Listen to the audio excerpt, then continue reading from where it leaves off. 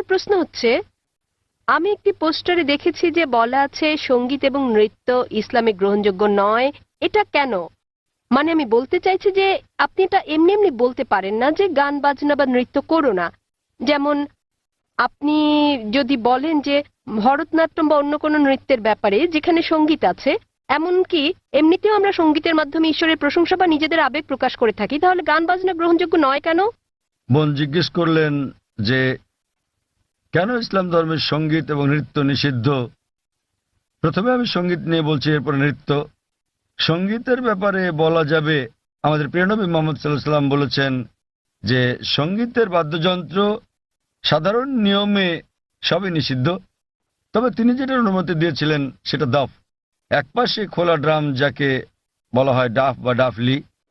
বাকি সবগুলোই নবী নিষিদ্ধ করেছেন, কারণ আপনি যদি ভেবে দেখেন এটা আপনাকে দূরে নিয়ে যায় আল্লাহ সুবহানাহু ওয়া তাআলার জিকির থেকে, সর্বশক্তিমানকে স্মরণ করা থেকে।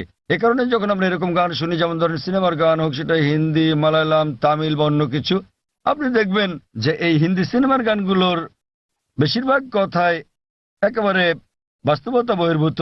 আপনি জানেন যে নায়ক নায়িকাকে বলছে, मैं तुम्हारे लिए चांद तोड़ के लेके आऊंगा, मैं तुम्हारे लिए सितारे तोड़ के लेके आऊंगा। আমি তোমার জন্য চাঁদ নিয়ে আসবো, আমি তোমার জন্য তারা নিয়ে আসবো। আমরা জানি এটা সম্ভব না, কোনো মানুষ তার প্রেমিকার জন্য চাঁদ তারা নিয়ে আসতে পারে না। তবুও আমরা বলে থাকি পরিস্থিতি বা আবেগ ইত্যাদির কারণে।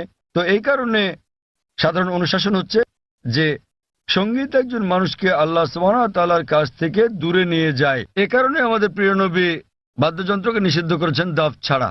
অথবা সাধারণভাবে কণ্ঠস্বর, উদাহরণস্বরূপ যদি কেউ কোরআন আবৃত্তি করে তার কণ্ঠ সুন্দর, সেটা ঠিক আছে, কারণ এটা একজন মানুষকে আল্লাহ সুবহানাহু ওয়া তাআলার দিকে নিয়ে আসে। নেপথ্য বাদ্যযন্ত্রের আওয়াজ থাকলে যদি এটা একটা বিশেষ আবেগের সৃষ্টি করে, তাহলে গান গাওয়ার ক্ষেত্রে এটা হচ্ছে মুবাহ, ঐচ্ছিক, যতক্ষণ পর্যন্ত গানের কথাগুলো নিয়ে যাচ্ছে আল্লাহ সুবহানাহু ওয়া তাআলার দিকে। যদি গানের কথাগুলো আপনাকে আল্লাহর কাছ থেকে দূরে সরিয়ে নিয়ে যায়, তাহলে সে ধরনের গানও নিষিদ্ধ। এবার আসি দ্বিতীয় ভাগে, নৃত্য করা কেন নিষিদ্ধ। কোরআনে এমন কোনো আয়াত নেই, অথবা আমার জানার মতো কোনো হাদিস নেই যেখানে বলা আছে যে নৃত্য করা হচ্ছে হারাম। কিন্তু সাধারণভাবে যেহেতু মানুষ নাচে অন্য মানুষদের দেখানোর জন্য, আপনারা জানেন যে মঞ্চে নৃত্য পরিবেশন করা হয়, যেমন ভরতনাট্যম। আপনি মঞ্চে ভরতনাট্যম করছেন আর হাজার হাজার লোক আপনাকে দেখছে। সাধারণভাবে যদি হিজাবের দিক থেকে বলি, আমরা চাইবো না যে উন্মুক্ত হোক আমাদের মহিলারা, আমাদের মায়েরা, আমাদের বোনেরা, আমাদের কন্যারা মঞ্চে উঠুক আর হাজার হাজার লোক তাদের দেখুক। তো যে কোনো পেশা যেখানে শরীরকে প্রদর্শন করা হয়ে থাকে মানুষকে বিনোদন দেবার জন্য, সেটা নিষিদ্ধ। এই কারণেই মানুষজনের সামনে নাচা অথবা নাচ করা কোনো পার্টিতে যেখানে বিপরীত লিঙ্গের মানুষেরা থাকে, বেশিরভাগ ক্ষেত্রে নাচের নিয়মগুলো এগুলো ইসলামী শরিয়ার বিরুদ্ধে যায়। যখন আপনি নাচেন বেশিরভাগই জোড়া বেঁধে, ছেলে এবং মেয়ে, আর তাদের মধ্যে বেশিরভাগই গার্লফ্রেন্ড বয়ফ্রেন্ড, এবং তারা অন্য মানুষদের সামনে নাচে। সুতরাং যেহেতু এটা ইসলামী হিজাবের নিয়মের পরিপন্থী, এ কারণেই বলা হয় এটা নিষিদ্ধ, কারণ এটা হিজাবের নিয়মের বিপরীত।